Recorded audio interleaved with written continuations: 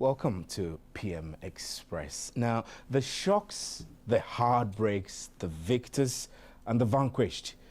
The keenly contested race to the legislative arm of government has produced some amazing results, with some winning by as little as 3 votes and others with a margin in thousands.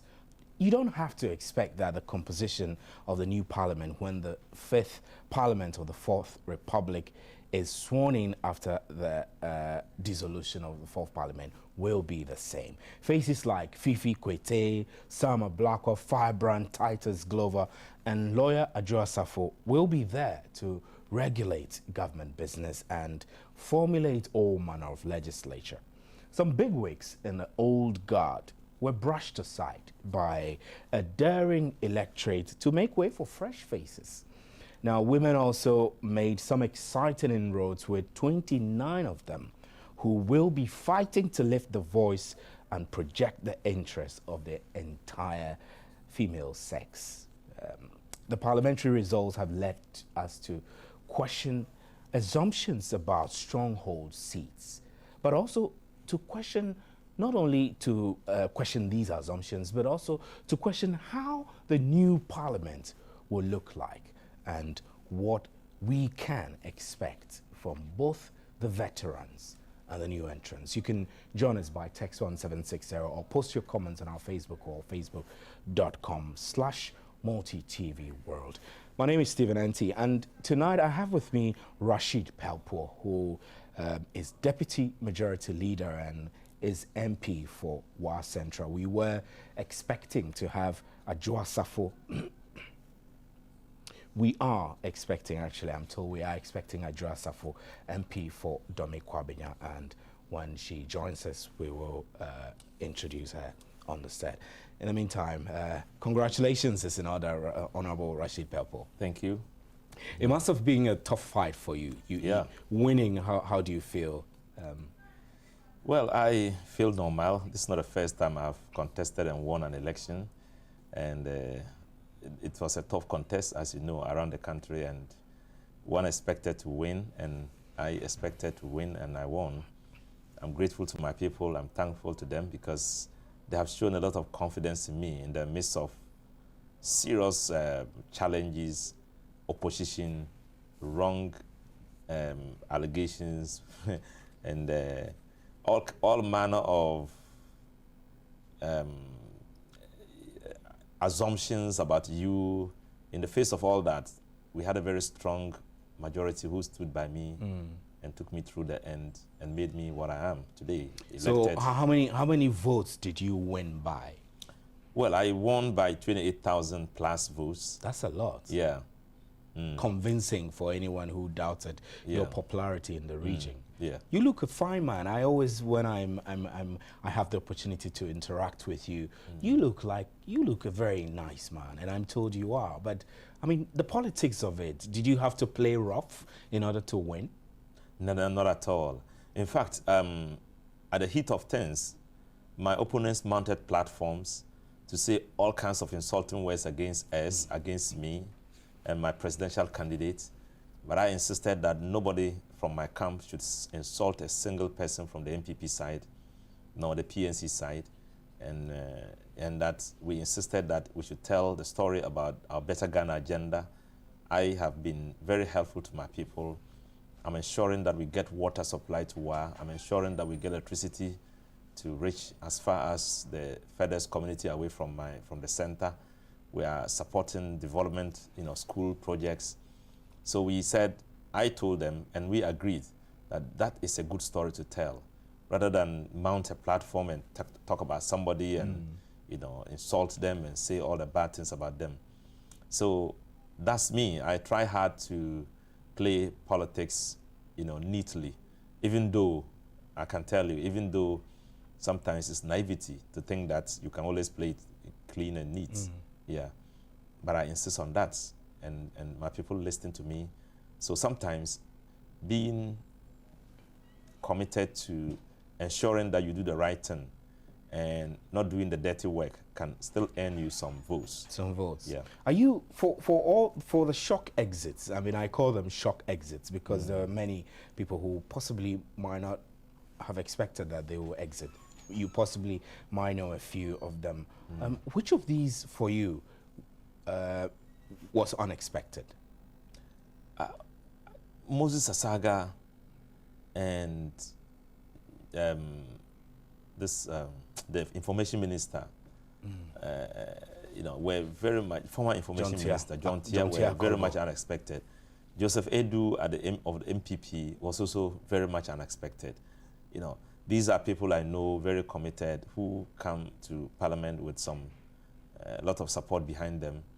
And so when they exited, when I heard about their exit, I was shocked. But you could have exited too. I could have exited too, but sometimes, fortune's destiny sometimes play its part, and the divine intervention makes people scale through some difficulties. And so do you think that these exits will have a substantial effect on Parliament? Thankfully, they are exiting with freshness coming into Parliament. And Parliament has a character. If you are a fast learner, you can always join and get on board. But I can tell you, for people like John Tia and Moses Asaga and Joseph Edu, who are well grounded in Ghana, parliamentary democracy and the practice and procedures of Parliament, it will leave us with a big hole, in Parliament. And these are people who, over the years, had built some reputation for themselves in, debates. When they come in to mention some issues or to contribute to issues, it is possible for you to get the way through. And so, with their exit, it's going to be a huge loss to Parliament.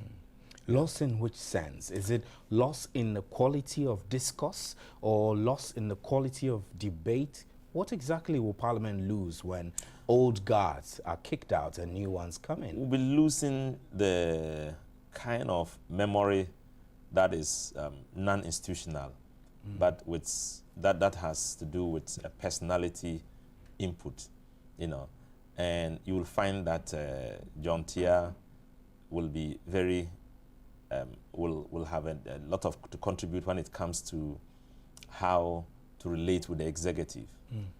What is the procedure? How has it happened all the years? And Moses Asaga, with his energy background, energy finance background, has always conjured some ideas to bring into focus some discussions when it comes to issues that are very controversial. Joseph Edu, for example, is a very technical person, and sometimes, when issues get to a point where you need somebody to bring a technical eye into it, he comes in with it. These are just examples of, how people who have stayed long in Parliament can have a total effect in the discussions and the legislature or in the process of legislating in Parliament. Right. So let's walk through some of those who were kicked out. If you look at somebody like Professor Amiyawe Kofi, he's somebody I forgot to mention. Ambrose Derry, of the Ambrose MPP, Derry, Mike Hammer, Tenyauna, who eventually went independent. Yes, Ambrose Derry and Kofi Amiyawe Kofi Professor. I mean, these are wonderful guys. Ambrose has a very strong legal background and often will lead us into out of the wood when we come to legal issues.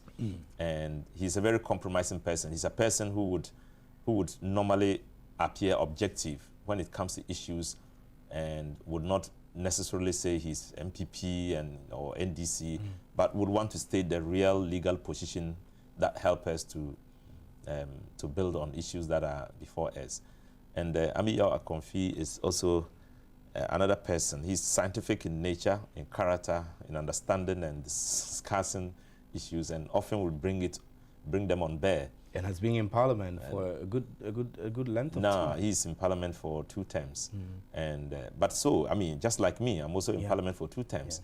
But these are people who have learned very fast and have developed the capacity to understand parliamentary procedure and input into legal making laws, lawmaking.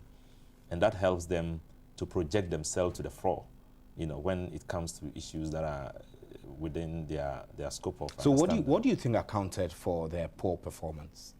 I think that a lot has to do with, first of all, the party you belong, the attitude of people towards the party before the person himself. And largely also because we had situations where many of us could not go to the constituency to work. And, behind us were other people, ambitious individuals who were campaigning and fighting it out. And by the time you get there, they had destroyed so much of you that taking a month or so to repair your image was not easy. I've had a situation like that when for 1 whole year I was run down. People said I had U-turn buses. I don't even have a tie of a U-turn bus. They said I have built an international school. I don't have an international school anywhere in this world. And, even some people said I have 100 taxis. I have nothing at all. So it went in deep into the psyche of the people. And many people hate to see... But this type of politicking, I mean, who benefits from these types of negative politicking? Would you say that the electorate this time took issues credibly before deciding whether to give a vote to one MP or not? I mean, if you have been criticized this way and you still won, it meant that your supporters didn't care about these negative allegations, or they knew you so well. We have a very staunch NDC cadre who vote for you, cadre core, which regardless of any negative regardless policy. of anything, they understand me. When I explain, they do understand. They know that I'm genuine. They know that I'm truthful, and that core is the reason I'm elected. Other than that, it wouldn't have been easy. I mean, people hate to see other people make progress in life. As soon as you say, oh, this MP, he's going to build a house somewhere, he's going to have this thing, then you are a target of opposition, hate, and destruction. I understand it's the same thing that happened to Moses Asaga. They claim he had so much when he had nothing, and then they voted against him as a result. It happened so many times to so many MPs. Just try and tag him as somebody who has amassed wealth, and he's a target of opposition, all over the country. So people knowing that many human beings hate to see other people progress, they use it as a tool, But I can tell you, if you tell the truth, many people understand you, and they will go along with you. I insisted that I won't fight back. I won't insult anybody, even though I had a lot of information about my opponents and could use them. Could use it. I decided that I wouldn't use those kinds of things that will destroy them even after the elections. I kept them, and when I meet them, I tell them, I heard you at a rally saying A, B, C, D. I have this about you. I'm not going to use it, but just be careful, and it worked for me. So I think that... So you say that your modesty worked for you as well? Yeah. Modesty is critical, it's important. We need to develop a kind of politics in Ghana where people can see the truth, people can understand how to deal with each other. We can put the nation first as our priority.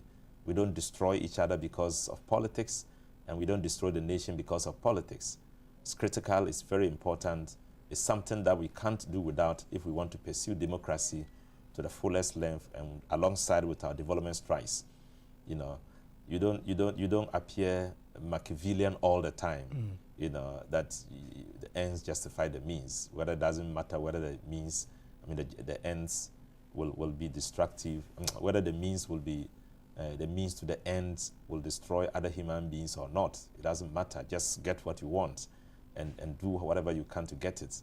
It doesn't matter, But I think it matters. We have gotten to a point in our democracy where we need to transform ourselves and transform the states and transform our outlook. I mean, we are leading in Africa, that's what people say. And so we need to charter a course that will define us and give us an image that will perpetually remain in the minds of people and will keep us ahead of the rest of Africa. Now, when you look at how the contest went, MPP lost a number of seats. Yeah. So did the NDC as well. Yeah. But majority of the new constituencies, the new 45 new constituencies that were created, were won by the NDC. What do you say to the earlier speculation and allegations from the MPP that the creation was gerrymandering to favor government? Is it not, I mean, does the result not prove that? It was an unnecessary fear, you know, and it was also an unnecessary complaint and allegations made about government's genuine commitment to support the Electoral Commission to create new constituencies. Just take note that the government didn't... But I mean, if the NDC won more of those seats, is it not, you know, is this allegation of gerrymandering now not more pronounced? Why?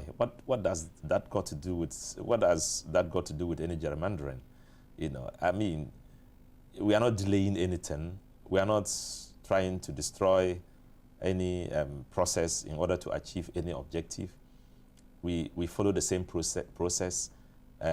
We created new districts, and we did a census, and the census results in accordance with the Constitution says that when a new census is done, enumeration is done, then within 1 year, new constituency, or there should be revision of constituencies in accordance with the constitutional provision. The same constitutional provision also says that you can have one member, you should have one member of parliament to each assembly. So you can have two members of parliament to two assemblies. So where you create you create new districts, and then you have one assembly person, one member of parliament equal to two districts. It doesn't appear to agree with the Constitution. So it follows this. You know, it follows that the Electoral Commission therefore would respond by creating new constituencies, so you can have another MP to another assembly. So you can have two districts with one MP. You belong to this constituency, this assembly, and belong to another assembly. That will not agree with the spirit and content of the Constitution. So, as a result of the creation of new districts, as a result of the population census, there was a need for the Electoral Commission to create new constituencies. And for Parliament, we have the obligation to support the Electoral Commission, because the Electoral Commission does not have doesn't have the mandate to appear, or the legal status to appear before Parliament. You know, so it is the majority leader or the leader of Parliament who will therefore do the presentation on behalf of the Electoral Commission. So is that why it appeared that the NDC in general was more in support of the creation of these new 45 constituencies than the MPP, really? I think that MPP walked into it with some political agenda. Other than that, there wouldn't have been the need for them to oppose it at all. As I was explaining, once the Electoral Commission will depend on Parliament, the leadership of Parliament, to lay papers on their behalf, to present issues to Parliament on their behalf. And just also remember that it's an independent organization. You know, it's created, does not have a ministry, it doesn't fall within any ministry, and it's created to be independent. So the leader will present issues on behalf of the Electoral Commission. When it does so, it also falls on Parliament itself to ensure that it gives the Electoral Commission a voice on the floor of Parliament, or else the Electoral Commission is not part of the debate. You know, you need to give them a voice. And so we were obliged to give them a voice. And that's how come we were doing all that we were doing. But because there was some political meaning put into it all, you quickly had a division. And MPP opposed the creation of the new districts. You know, not because according to them, they didn't oppose it, but they opposed the timing. But if Electoral Commission said, we don't have a problem with the timing, so we will then go ahead and support them. So that's how come we supported them. Once we knew that they did not have problems with the creation of the districts, the timing of the districts, and for it to coincide with this year's elections, we had no problem supporting them. So that's how come we appear to be giving them more support than the MPP did. Well, you're watching PM Express, and I'm here with Rashid Pelpuo. We're expecting Adwoa Safo, the MP-elect for Dome Kwabena, to join us. We'll take a short break, and we'll be right back. Stay with us. Welcome back to PM Express, and I'm here with Rashid Pelpuo, Deputy Majority Leader MP for Wa Central. I wonder whether it's in order to still refer to you as Deputy Majority Leader. Yes. It is still in order until the Fourth Republic the Fourth Parliament dissolves and the fifth one is sworn in. Yeah. So when it's sworn in, you won't automatically maintain your position as Deputy Majority Leader, would you? No, it will not be automatic. Okay. Yeah, you'll be elected again by your peers if you want to remain there, and nothing will be automatic. Everything will have to change. You know, it's a new parliament with new leadership. And I'm curious whether you still want to play leadership role. So is there a chance that you will put yourself up for a position like that, or that's not how it works? No, it doesn't work that way. How does it work? Well, your colleagues say they want you, and you don't impose yourself on them. So if they decide on it, then that is it. And we have a complete change political terrain, and it's not going to be helpful for me to start speculating what I want to be. Yeah. And so when before the Fourth Parliament rose, did you make provision for the new 45 MPs that were likely to come in? Is there sitting arrangement, for example, for them? There's some arrangements going on in Parliament right now. The chamber, some kinds of work is going on there. New fixtures are being put there, and new sitting arrangements and everything. It's going to be very much a challenge to us because the space is not big enough. Already, even for the 230? Yeah, 230, it was okay. But with 4 to 5 new ones coming in, it's going to be a challenge. That's a crowd. Yeah, I know. I mean, in the very near future, we should be thinking about building a new parliament altogether. But, but that's not in some other jurisdictions, you don't expect all members of parliament to be sitting at all times. In the UK, with over 600 members of parliament in the House of Lords, House of Commons, it's a very small place. And if they all come to parliament, some are standing, some are sitting at the gallery, some are at the corridor, all watching television. And when the time, if they have to contribute, then they walk in and go to a mic and contribute and go back and stand somewhere. But is that decent for honorable members to be crammed together? And I'm just citing an example of the House of Commons in the UK, where the sitting arrangement is not the issue. The issue is to computerize the system, make it possible for somebody traveling who is in WA to be able to still contribute. I still watch proceedings in WA if I go back to WA, or I'm in my office, I still watch proceedings. And if I want to contribute, I press a knob and then I can contribute wherever I am. Technically you are present. And that's how come the UK Parliament has fewer seats than members. And they still run, and it is possible for them. Is this something that in the next Parliament you would push for or recommend? No, I'm saying leadership. What I'm saying is that even in situations where they are unable to provide all the seats, there is an alternative to make people present even when they are not physically present, by making it possible to have electronic communication devices in them that allow them to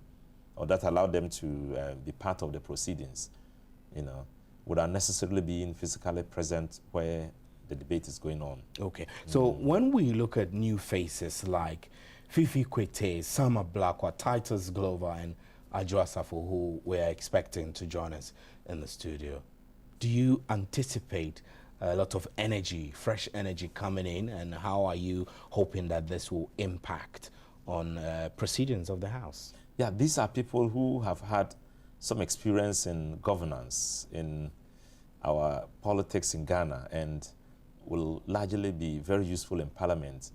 And if you look at the caliber of people you are mentioning, especially Fifi and Blakwa, you know, they are coming in with a lot of fresh energy and knowledge from the point of view of knowledge and understanding of the political system, and they will be very useful in Parliament.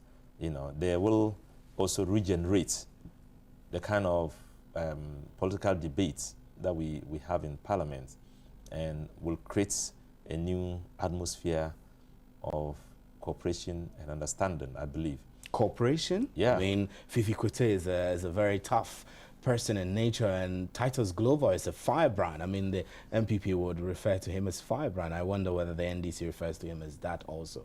But you feel these people will bring in cooperation? Well, cooperation in Parliament means that you should agree that you are an opposition person, and I should agree that I'm from the majority. You know, you are from the minority.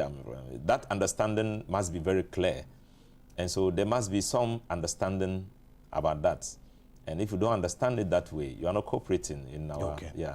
So I believe that they will be very useful in you know, giving more in-depth discussion about the situations that occur in everyday life in Parliament, and will add to the quality of debate. And so these attributes wouldn't necessarily make their presence in the House negative. No, no.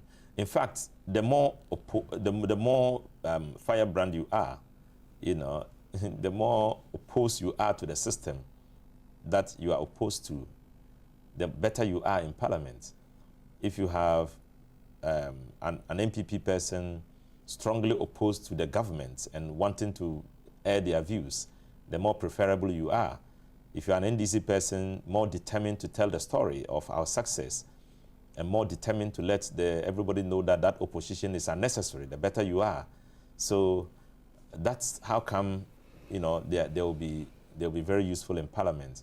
And I believe that in that respect, they'll be cooperating. You know, there's something in psychology called avoidance. You know, it's something that you want to do, but you have to avoid it. But you have to do it so you can achieve an objective. But there is a deterrent. So that's how come I'm talking about that. Right. So I mean, when I'm foreseeing different dynamics in the Parliament, in this fifth Parliament. If you take, for example, in 2008, when the NDC took over the reins of, I mean, the election was over and the NDC came in 2009. The Parliament, the gap between the minority and the majority was just about 9. Now it's about 30. Will this in any way affect the voice of the minority in the House? No, it won't affect their voice. You know, as for the voice, it doesn't matter the number of people there. What matters is whether you would be present in the House to make your voice heard, whether you'll be present in the House to vote in accordance with the principle you have been espousing and your opposition or support to a principle or a legal issue that is coming on the floor. You know, if they are present, no matter how small they are, they can always make their impact. But having a way makes the difference. Having your way means the majority will always win the vote. So they can have their voice, but we can have our way. And so having their voice and you having your way, do you not foresee that will re-emphasize or re-echo the perception that Parliament will still be like a rubber stamp? No, it gives parliaments and the majority, it gives government a sure way of pursuing the policy it promised the people. It's a social contract. We have come to the people and said, vote for us. His Excellency John Mahama is telling people, I want to continue the Better Ghana agenda. I want to make education progressively free. I want to improve the quantity of schools we have, increase the number of schools we have. Then, at a head start, you make it progressively free. And so you are called upon to now implement it. You don't want an opposition that will tell you it's wrong. Don't implement it that way and vote against it and stop you from doing that. So getting a majority in Parliament is very important. It will help the government to pursue its policy, and it will help government to achieve its objective. It will help government to achieve its decision to honor the social contracts with the people. And it's helping the people as well to exact the promises government makes, from government, to make sure that government does what it has promised to do to the people. Now, when we look at the scenario now, I mean, 4 days ago when the Electoral Commissioner declared John Mahama as the winner of the presidential elections, the MPP is still yet to concede, and it's taking the issue to court, citing several irregularities. Now, let's just say, I don't want to say worst case scenario, but for the NDC, that might be a worst case scenario if the Supreme Court rules in favor of the MPP and say overturns the win in favor of the MPP. How would that pan out in Parliament, seeing then that the executive, the president, will have fewer MPs in Parliament than the opposition? How would that play out? Is this something that you are thinking about? No, we are not thinking about it at all. It's very, very absurd, to think about an MPP presenting a case before a Supreme Court, the Supreme Court ruling. But this is the reality of the law. But I'm saying it's absurd. This can happen. It's very absurd. It's very remote. It's very unthinkable in this sense. In fact, I don't think that... Unthinkable in the sense that the MPP I can't imagine unable, what they are looking for. Up to now, they have not been able to put across... Well, they have 21 days to do that. But why do you have 21? If you say you have these problems, and every day you are saying you are still preparing to file, you are still preparing to get yourself ready to appear before the judges, and it's something that is... I'm sure if they knew that it was this difficult to say that the MPP, the NDC had cheated, they would not have ventured into that road. Right now, every Ghanaian is looking at them as a political party that is never satisfied with anything at all. Except, really? Is that how you think also? Except when it is about themselves. Why do you think so? Well, first of all, in 1992, when this whole democratic dispensation comes into being, and they lost elections with Jerry Rawlings, remember, they boycotted Parliament. They said it was a cheat. The elections results were rigged. In 1996, they wrote the stolen verdict, and they said it was wrong for them. It was wrong for the Electoral Commission to then declare the NDC as a winner. It was only in 2001 that 2001 that they accepted the results. That was when His Excellency Kufuor won the elections. And in 2008, even though we had all reasons to dispute the result, we quickly didn't, want to throw our people onto the streets to disturb the peace of the land. We made attempts to go to court, but eventually we gave it all up. Now, in 2012, 2008. 2000, Is that what you're referring to? 2008. I mean, I'm saying 2008. They won, and that was it. Yeah. Even though we had reason to complain. You remember there were people in Ashanti, constituencies in Ashanti, where polling stations, people voted 120%, 99%, 100%. Every single person voted, even though there were deaths recorded and everything. But we still didn't take it that serious.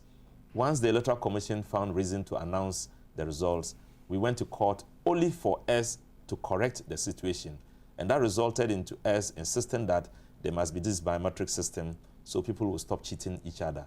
We go there to increase the quality of our electoral process, not to go and create confusion, get AFAC and everybody onto the street, doing demonstrations, beating people, journalists, and stabbing people. That is backward democracy. So you do not anticipate that the Supreme Court will make a decision in favor of the MPP under any circumstance? It doesn't appear possible at all. I mean, what is it? What is it that they have? Is the impossibility in your mind legal or discretionary? What makes you have the conviction that this is not possible? There are two things about the law. the substance of the issues that are presented before the court, and the procedure, the legal procedure that allows you to examine those facts, and then make a pronouncement.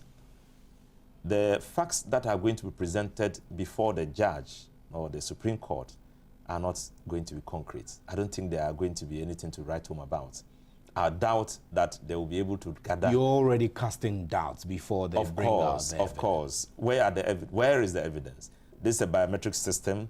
They are claiming that some votes have been added here, 10,000 is added here, 5,000 is added here. We can see it. But it's only a biometric in verification process. The voting is still 100% manual. Yeah, but it shows that people cannot vote until you are verified to be a voter, a qualified voter. And every result that came before the Electoral Commission was accompanied by witnessed by our own agents, signed by our own agents, and same results were transmitted to Accra, same results were announced. So same results were gathered by you, media, same results were gathered by us, by the political parties, same results were gathered by everybody. And we announced, the announcement of the results came because we all agreed that that was it. Now, when they put it together and you see yourself losing, at the beginning when they saw themselves winning, they made a press conference and said, let's protect our victory.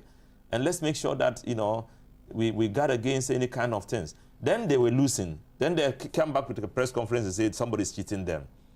I'm saying that. So are you saying that the MPP is building a reputation of becoming habitually sore losers? It's eroding the hardcore gain they made in contributing to our democracy.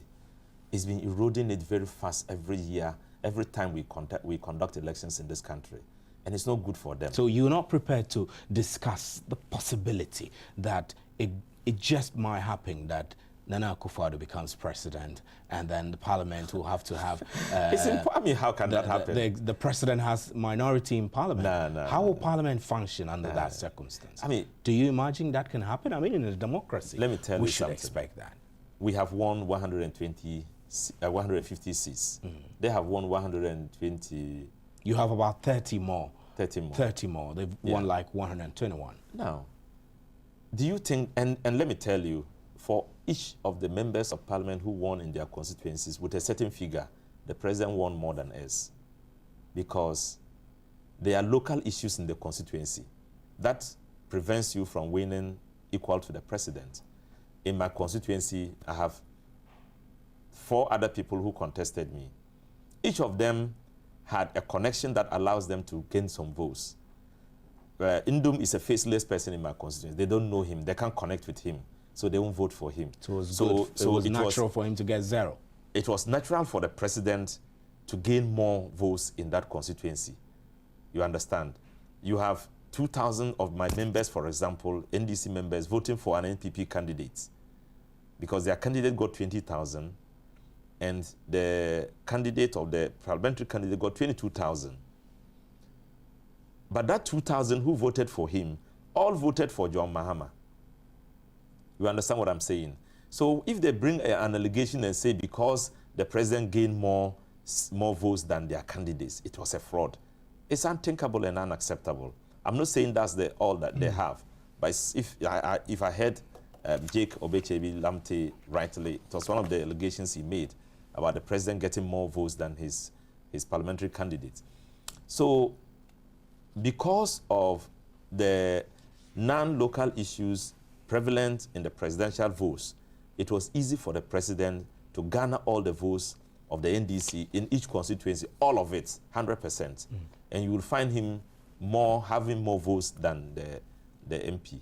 So if MPs with lesser votes can win 150 seats, the president with the same votes, with votes in the same constituency, much more than the MP, will definitely gain more than the 120 the MPP has.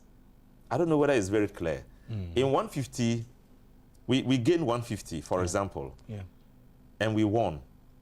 Even that 150, the votes we got and won, the president got much more than that. So it's impossible for the president to have more than 150 constituencies, winning 150 constituencies in 8 regions, got 32% in Ashanti, close to 40% in Eastern region, and still will lose the election. It's impossible. I mean, how? Well, my name is Stephen. So that's why I'm saying it's unnecessary for them to pursue their agenda, to start going to court or to demonstrating on the street. They should just let sleeping dogs lie. Let's build this democracy. Let's continue to give the image of Ghana to the outside world as very positive one. Ghana is making good strides in our democratic experiment. We are doing very well, except the MPP that keeps telling everybody that we are not doing well. I think we are doing well. For each time they appear to be, they go through an election and they appear to lose, then there is so much hue and cry. Not just that, they go onto the streets. Not just that, they hurt other people. And that's unacceptable. Well, my name is Stephen Anti, and this is PM Express, and my guest is Rashid Pelpuo. I must say that we have been expecting Adwoa Safo, MP-elect for Dome Kwabenya, but unfortunately, she still hasn't joined us. We're still hoping, and perhaps we'll try and raise her on the phone if we're not able to reach her. We'll take a short break, and we'll be right back. Welcome back to PM Express. Honorable Rashid Pelpuo, you were making a point, which I cut you in, about the MPP's position being backward or something of that sort. Yeah, I was talking about its backward strides. We are making backward movements in our democracy. You know, if we allow all these things to surface in our political life, and we allow every resource of the electoral resource being disputed, not just being disputed, but will result in demonstrations and harming of other people because of that. We are moving backwards. That's what I mean. And this you think is very bad, obviously. And it's not good at all for us. Now, let's look at the new face of women that will be going to Parliament, 29. Does this excite you?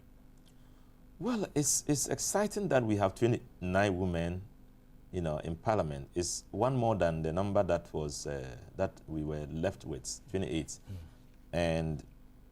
But it's not very good. I am a supporter of women in politics. They are so determined, they are so forceful, and women are normally very, very honest in their submissions, and they are people you can rely on when it comes to issues that has to do with, national development, and without any doubts in what they present.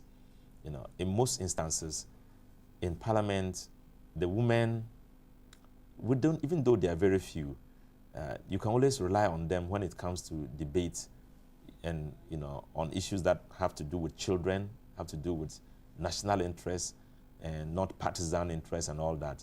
They often will balance the equation. They often will create a balance to allow you to have an objective perspective on issues. And so I think that we need to have more women in Parliament. I don't know how we can do it in Ghana. What kind of affirmative action will allow us to have more women coming into Parliament? 29 is an embarrassment, I can tell you. It is. I mean, it's an indictment considering that there are 278 MPs and only 29 are women. 75 members of Parliament. And you have only 29 women in Parliament. It's not good at all, in fact. I wish we had about at least 70 women in Parliament. But the major political parties didn't exactly encourage women to contest, and sometimes where women are contesting, make it easy for them to win, and all those other dynamics you could have taken advantage of. You didn't do that as a party. Yeah, that's why I'm saying we must define a strategy or an acceptable legal input that will allow women to come into politics and into Parliament without the turmoil that you have to go through, fighting for an election. There's many of the times they can't scale through the primaries. It's so difficult for them to scale through primaries. And sometimes it's so expensive, and men will shamelessly do all kinds of things to keep them in power, which women cannot do. So I believe that we need to have an affirmative action that will allow women to come into our Parliament and be able to contribute and be able to stay there just like their male counterparts. So, Honorable, tell me, what does a person need? What kind of qualification does a person need in order to be a parliamentarian? I find that teachers and indeed some people who don't even have any identified professions want to just leave school and want to be in parliament. Is there any strict requirement of what qualifications an MP must have? Yeah, you don't need that experience at all. By the Constitution of Ghana, you don't need to have any high level education. You simply need to go through, you need to at least be 18 years and above, and should be willing to contest and win elections, shouldn't have criminal records, you should pay your tax, you should be a registered voter, you should be cleared by the tax clearance, but you should clear. So you don't need to be a lawyer. You don't need to be anything at all. The legal issues. No, if you are capable, if you satisfy the constitutional requirements, and the Constitution is talking about 18 years and above, it's talking about not honoring your tax obligations. It's talking about being a registered voter. That's all. If you have these ones, you can contest and become a member of parliament. Right. But it's important that constituents send people who understand the issues. The issues of their constituency. Yeah, one, and who understand national issues, and who can articulate them on the floor of parliament, who can help in lawmaking. But in these articulations, you must have advanced educational backgrounds in order to understand the issues properly and put them before parliament. But I mean, being in parliament, you're making laws, really. You're a legislator. And you should be able to speak English very well, because in our parliament, you can't speak local languages. If you speak a local language, it has to be interpreted. In fact, you can speak, but there must be an interpretation. And we can't have a situation where somebody comes into parliament and every time he speaks, somebody has to interpret to every other person. So at least formal education is key. Formal education is important. High-level understanding of issues is important. Preferable. It's preferable. Higher education is most preferable. Most preferable. Well, I have a couple of your messages that have been pouring in, and I have to read some of them. This one doesn't have a name. It says, I wish Mahama the best. He should sleep in peace and have a good dream. And from E.A. Sewe, Bolga Polytechnic, he says that the MPP is trying to mar the beauty, admiration, and credibility Ghana has won in Africa and the world. This is not a surprise. After all, they believe in winning the elections at all cost and will adopt or die be die tactics. It won't work. If elections are reconducted today, Mahama will still win. And then the MPP cannot hold the country to ransom. That's from E.A. Sawe. And this one from Mr. Suhini. Suhini says, ordinary Ghanaians know that being an extreme extrovert, introvert, isn't usually a signal of being a good politician. I don't know about that. And then this one says, tell a Blackwell and Co. that parliamentary work is not propaganda, but it is using good research skills to bring out real issues for analysis. And Agares from Bimbila says, we, the people in MPP, shall use every legal means available to us to track down the NDC and expose their illegality in leading this country. And then Adjoa Safo should be held responsible for all the mayhem going on. This one is from Joe. Unfortunately, we don't have Adjoa Safo here to respond to that. And Joe Banye from WA, Joseph Banye from WA says, the persona of Honorable Rashid Pelpuo is undoubtful, and we, the people of WA Central, are confident that his presence in the next parliament will not be regrettable at all to the people of WA and Ghana at large. Well, he says, but Stephen, I like you. Thank you very much. You're putting a smile to my face already. And this one from Opong Patrick in Kumasi Magazine says, Stephen, don't let Mr. Pelpuo tell lies and go free. What kind of words did MPP say about him? He should tell Ghanaians just one.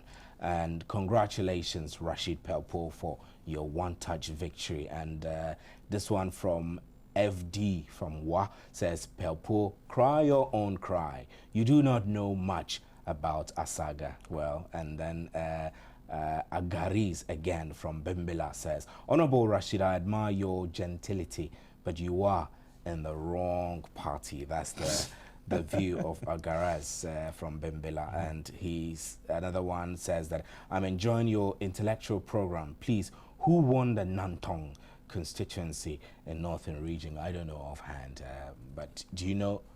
Mutala Mohammed, yes. Well, Mutala Mohammed, I'm told, won the Nantong. Yes, Mutala Mohammed, I'm told, won the Nantong in the North constituency in the Northern Region. And Rashid is good. This one is from Huziafa. I hope I pronounced your name correct. And Abu Pelpuo from Wa says, I don't know whether he's related to you, but Abu Pelpuo says, congratulations, Honorable Rashid Pelpuo. May the good Lord be with you at all times. God bless our homeland, Ghana. And Sir George says, Honorable, don't be surprised because a lot of them are greedy and power drunk. If you also follow their footsteps, you also be kicked out. I'm sure he's referring to the old guards that were that lost their seats.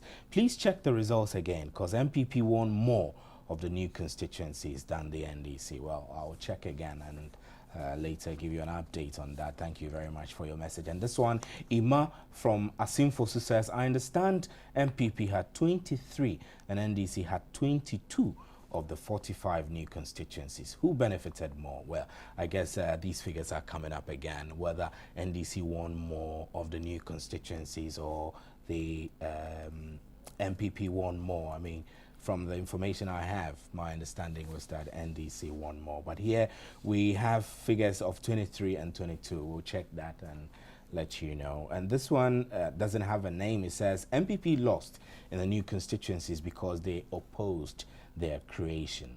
NDC capitalized on this in their campaign. Congratulations, Honorable. I expect to see more of your other colleagues adopt your posture. But remember the promise you made to your people for the next 4 years. Did your colleague for Chereponi, Honorable Sami Jabayinte, win his seat too? Grateful if I could have your contact details. Well, I'm sorry, we don't give contact details here. This is from Enifa Awoshi in Accra. We got your message, Claire. And then this one, please, I want to know if it was necessary to create these new constituencies 3 or 4 months before the elections. Honorable, I think there are too many messages. We might not be able to read through all of them. But quickly, you want to react to some of them which come to your mind very quickly? I think somebody was talking about, I've not taken notes, but generally, let me thank everybody for the messages that are coming up. Somebody, I think that sticks out to my head. Somebody asked you to mention one specific insult you said were heaped against you from your opponents from the MPP. As you I don't think he would want me to be repeating insults that are hailed at me on public radio. I mean, sorry. Public platform for it to stay in the minds of people that somebody has said this about me or that. I don't think it's necessary. But I don't know what he understands by, or what his understanding of insults are. You know, if you belittle somebody's intelligence by saying he has done something or he has said something that he has not said, and then you keep repeating it, and you are insulting him, you know. And if you say things that are bad about a person that are lies, apart from telling a lies, you're also insulting the fellow. You know, you undermine the fellow publicly. So those are the kinds of things I'm talking about. And they did it all the time. Even at one point, I wouldn't repeat them, you know. So it's not good for our politics in this country. And let me ask you finally, we don't have, our time is up already anyway, but do you feel comfortable, the whole NDC lot, do you feel comfortable in this win, considering the hue and cry and the imminent challenge of that win in the Supreme Court from the opposition? I'm telling you, I've never felt as confident as now, you know, and I've never felt relieved and so happy that we've gone through these elections very, very peacefully. No bones were broken, no bruises were recorded, no die occurred in our electoral process, and then we have come out with the results. The only problem I think we have is what is being created by the MPP, you know. And I'm sure they have been pushed by their foot soldiers to act so that at least it can still be a mobilizing factor for the party to stay together. So let's just say that something is wrong so we can mobilize people behind it, and then if that is the case, it may be a political tool, even though it's a wrong political tool, because you are putting everybody on the edge.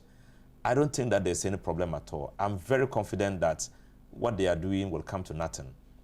Once the Electoral Commission has come out to pronounce the president as winner, he should go ahead and work and not look behind at all. It is good that they should go to court if they think that something is wrong. But it's wrong for them to be on the streets causing mayhem, you know, stabbing people. I hear somebody was stabbed and beating people on the streets, hurting journalists.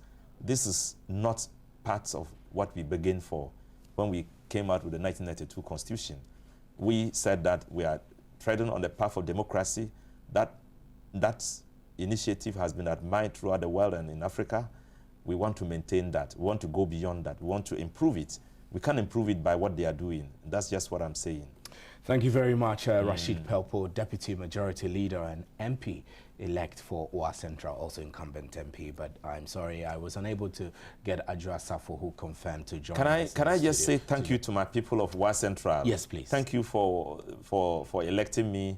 Whether you elect me or whether you were part of it or not, whether you voted for me or not, I'm your member of parliament. I will do whatever I can to help Wa Central. Let's come together, let's work together, let's ensure that we push development further in Wa Central. And I'm thankful for everything I have enjoyed from your support. Yeah. Right, so you heard ya baraka, baraka, baraka. Ya baraka. Muna kutubio. All right, and so we're grateful that we've been helpful, and thank you very much. My name is Stephen Enti. Thanks for your messages and for all of you who made time to watch us. Join us again tomorrow for another edition of PM Express with the best political team. Good night.